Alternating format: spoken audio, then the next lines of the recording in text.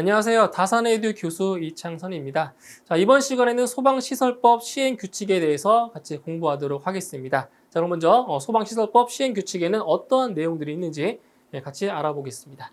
자, 첫 번째, 건축 허가 등의 동의 요구에 대한 사항입니다. 자, 이 내용 같은 경우는 우리가 앞 시간에 다 설명을 드렸던 내용인데 거기서 더 세부적으로 들어가는 내용이라고 보시면 되겠습니다. 자, 먼저 이 건축 허가 등의 동의 요구는 동의 대상물의 시공지 또는 소재지를 관할하는 누구한테 한다? 소방본부장 또는 소방서장에게 해야 한다. 자, 앞 시간에 말씀드렸던 거죠. 건축 허가 등의 동의 요구는 누구한테 한다고요? 소방본부장 또는 소방서장에게 한다고 했습니다. 꼭 기억하시면 되고요. 자, 그리고 건축 허가 등의 동의를 요구하는 경우에는 동의 요구서에 다음의 서류를 첨부해야 한다.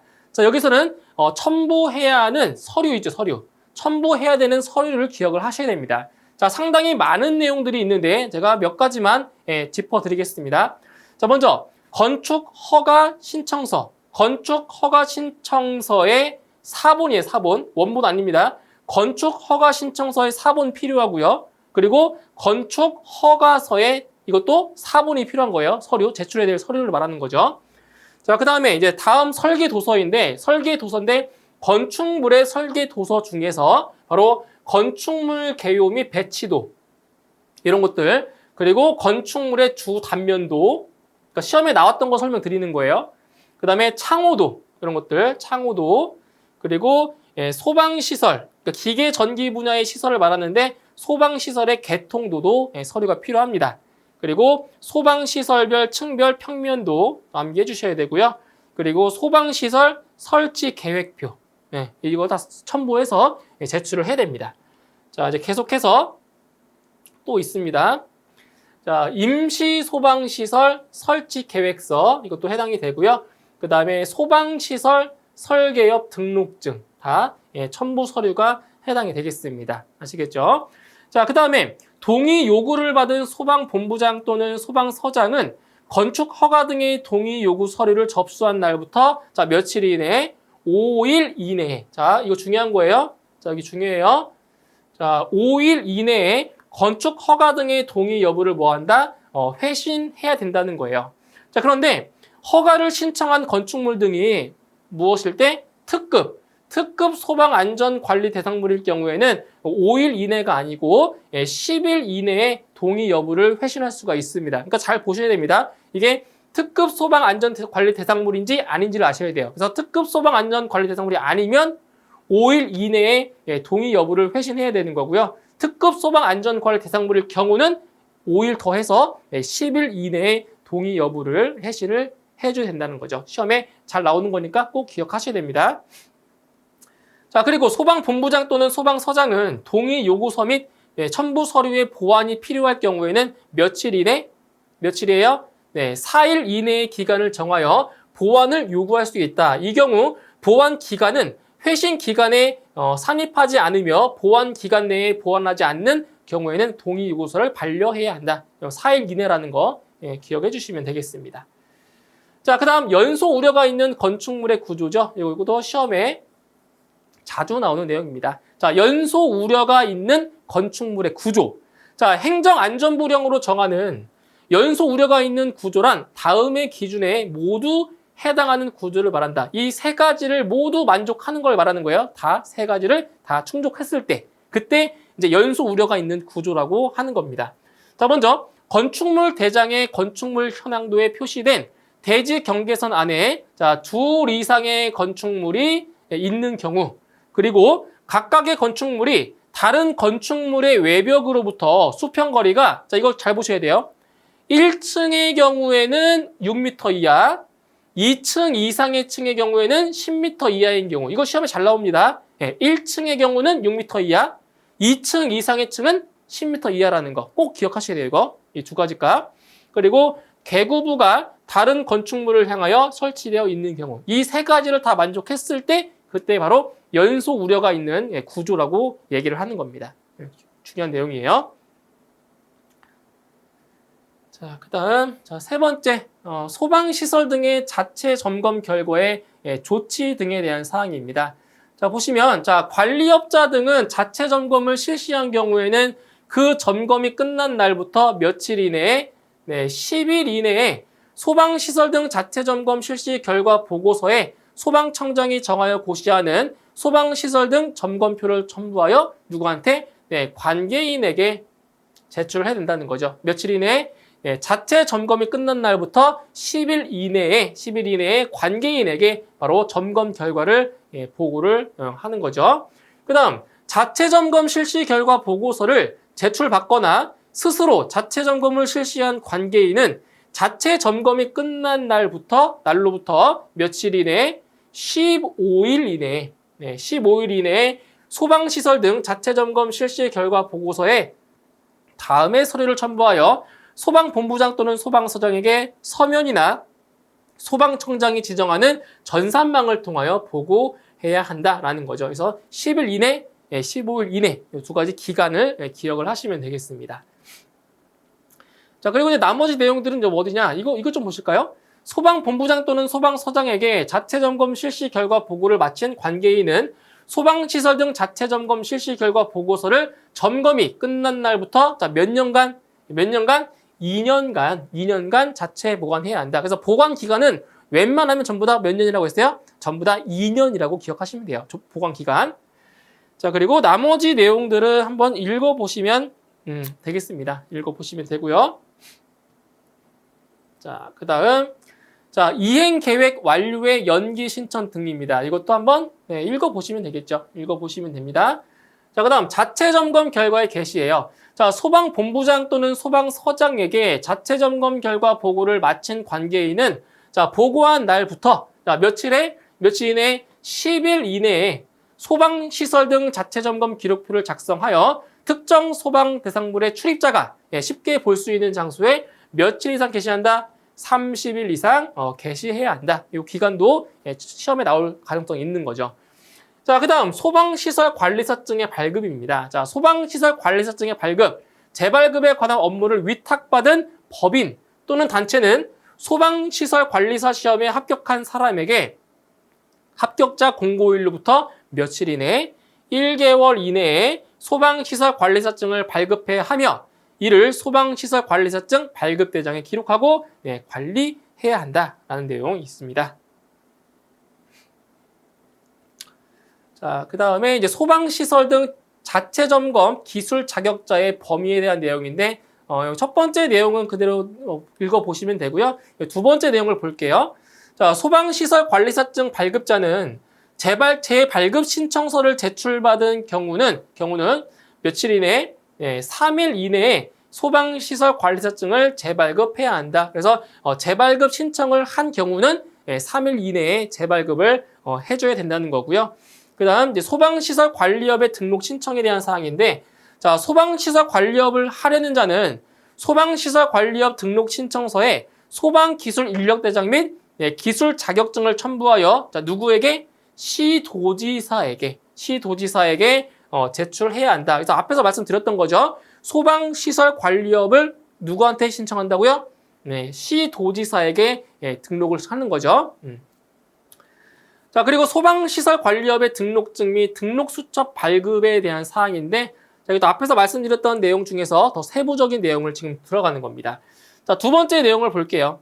자, 시도지사는 제출된 서류를 심사한 결과 다음에 어느 하나에 해당하는 경우에는 자, 10일 이내의 기간을 정하여 이를 보완하게 할 수 있다. 자, 어떠한 경우냐? 첨부 서류가 미비되어 있는 경우, 그리고 신청서 및 첨부 서류의 기재 내용이 명확하지 않은 경우, 이러한 경우는 10일 이내의 기간을 정해서 보완을 요구할 수가 있다는 겁니다.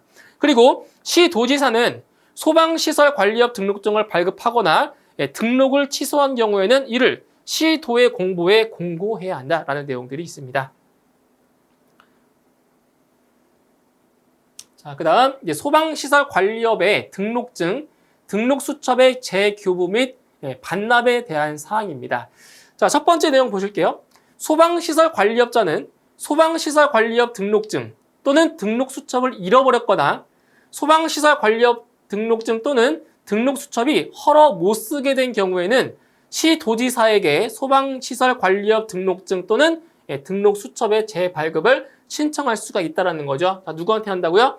네, 시도지사에게 재발급을 신청할 수가 있는 겁니다. 자, 이때 소방시설관리업자는 재발급을 신청하는 경우에는 소방시설관리업 등록증, 재발급 신청서에 못 쓰게 된 소방시설관리업 등록증 또는 등록수첩을 첨부하여 시도지사에게 뭐한다? 제출해야 되고요. 그리고 시도지사는 재발급 신청서를 제출받은 경우에는 며칠 이내에 3일 이내에 네, 3일 이내에 소방시설관리업 등록증 또는 등록수첩을 재발급해야 된다. 그죠? 3일 이내에 재발급을 해줘야 되는 겁니다. 자, 이 정도 보시면 되겠고요. 자, 그 다음 등록사항의 변경 신고에 대한 사항입니다. 등록사항의 변경 신고. 자, 소방시설관리업자는 등록사항이 변경됐을 때에는 자, 변경일로부터 며칠 이내에 30일 이내입니다. 이거 기억하셔야 돼요. 자, 변경일로부터 30일 이내에 소방시설관리업 등록사항 변경 신고서에 그 변경 사항별로 자, 다음의 구분에 따른 서류를 첨부하여 누구에게? 시도지사에게 제출을 해야 됩니다. 자, 그럼 여기서 이제 변경 사항이 어떤 사항들이 있다고 했냐면, 자, 명칭, 상호 또는 영업소 소재지가 변경된 경우 변경 사유가 되죠. 그다음 대표자가 변경된 경우가 있고요. 그리고 기술 인력이 변경된 경우 이 세 가지 기억하셔요. 명칭, 상호 또는 영업소 소재지, 대표자, 그리고 기술 인력이 변경되는 경우 이 세 가지 기억하시면 되고요. 그 각각에 대해서 제출해야 되는 서류들이 있습니다. 자, 먼저 명칭, 상호 또는 영업소 소재지가 변경된 경우에는 소방시설관리업 등록증과 등록수첩만 제출하면 되는 거고요. 그 다음 대표자가 변경된 경우에는 소방시설관리업 등록증 및 등록수첩 같죠? 자, 첫 번째와 두 번째는 제출하는 서류가 똑같습니다. 자, 세 번째. 요거의 시험에 나옵니다. 이거. 세 번째. 시험에 다시 나오는 거예요.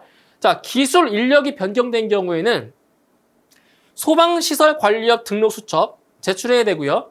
그 다음 변경된 기술 인력의 기술 자격증, 경력수첩 포함이에요. 그리고 소방기술 인력대장 요 세 가지의 서류를 첨부해서 제출을 해야 되는 겁니다. 요 세 가지 반드시 기억해 주세요. 시험에 잘 나오는 내용입니다. 자, 그 다음 쭉 이제 이 내용들을 한번 읽어보시면 되고요. 자, 이제 지위 승계 신고에 대한 사항입니다. 지위 승계입니다.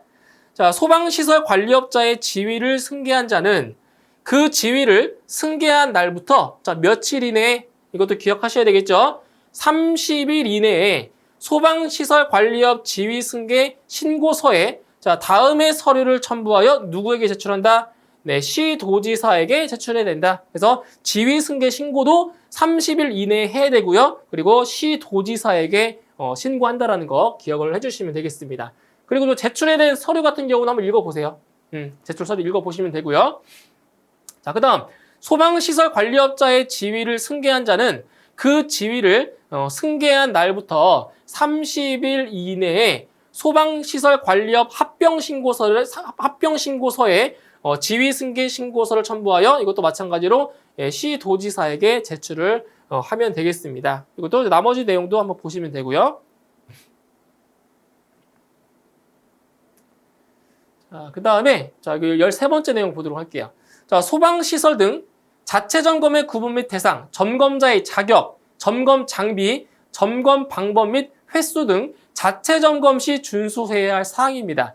자, 자체 점검 같은 경우는 두 가지가 있어요. 작동 점검이라는 것이 있고 종합 점검이 있는데 자, 두 가지를 구분해서 보시면 되는데 먼저 이 작동 점검의 뜻을 알아야 됩니다. 작동 점검의 뜻입니다.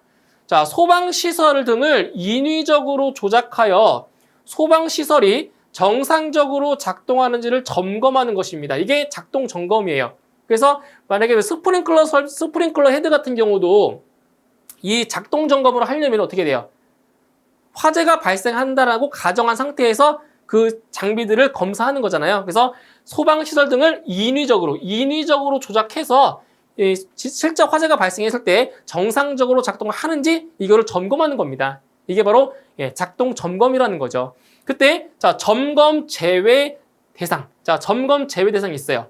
소방 안전관리자를 선임하지 않은 특정 소방 대상물, 그리고 제주소 등, 그리고 특급 소방안전관리 대상물. 이거는 이제 제외 대상입니다. 작동점검 제외 대상이고요. 자, 점검자의 자격 나오죠? 자, 그럼 어떠한 사람들이 점검을 할 수가 있냐? 자, 간이 스프링클러 설비 또는 자동화재 탐지 설비가 설치된 특정 소방 대상물, 자, 관계인, 소방시설관리업에 등록된 기술 인력 중 소방시설관리사, 특급 점검자, 소방안전관리자로 선임된 소방시설관리사 및 소방기술사, 이런 사람들이 점검자의 자격이 되는 거고요.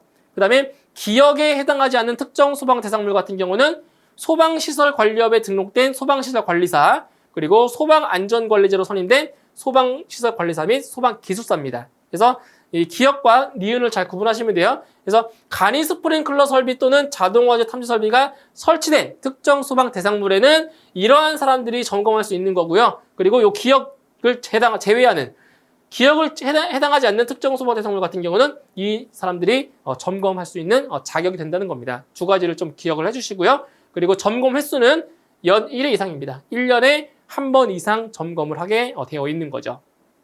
자, 그리고 자, 점검하는 시기는 자, 종합점검 대상입니다. 종합점검을 받은 달부터 몇 개월? 6개월이 되는 달에 실시를 하고요.